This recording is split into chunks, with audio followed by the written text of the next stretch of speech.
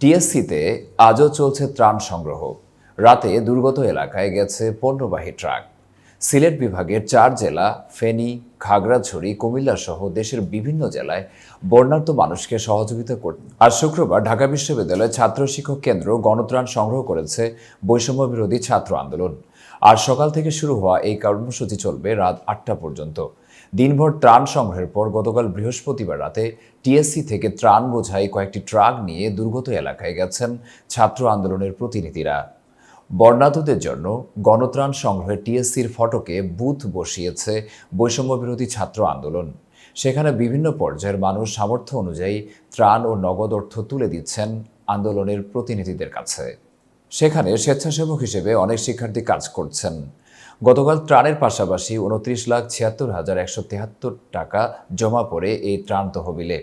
বৈষম্য বিরোধী ছাত্র আন্দোলনের উদ্যোগে গণত্রাণ সংগ্রহের এই কর্মসূচিতে গতকালের মতো আজও সামিল হচ্ছেন সমাজের বিভিন্ন স্তরের মানুষ। দুপুরে সরজীবনে দেখা গেছে টিএসসির ফটকে বুথ সামলাচ্ছেন ছাত্রীরা। কেউ বোতলজাত পানি ও খাওয়ার স্যালাইন, কেউ চিরা মুড়ি, কেউ বা বিস্কুট, আবার কেউ খেজুর সহ বিভিন্ন শুকনো খাবার নিয়ে আসছেন। স্বেচ্ছাসেবক ছাত্রছাত্রী সেগুলো হাতে কিংবা কাঁধে করে টিএসসির অভ্যন্তরীণ ক্রিয়াকক্ষ ও ক্যাফেটেরিয়ায় জমা রাখছেন। বৈষম্য বিরোধী ছাত্র আন্দোলনের এই উদ্যোগে কেউ কেউ নগদ অর্থ দিচ্ছেন। বুথে বসা ছাত্রীরা খাতায় অনুদানের অঙ্ক লিখে টাকা জমা রাখছেন। বন্যা কবলিত এলাকায় উদ্ধার কাজে অংশ নিতে বৈষম্য বিরোধী ছাত্র আন্দোলনের প্রতিনিধিরা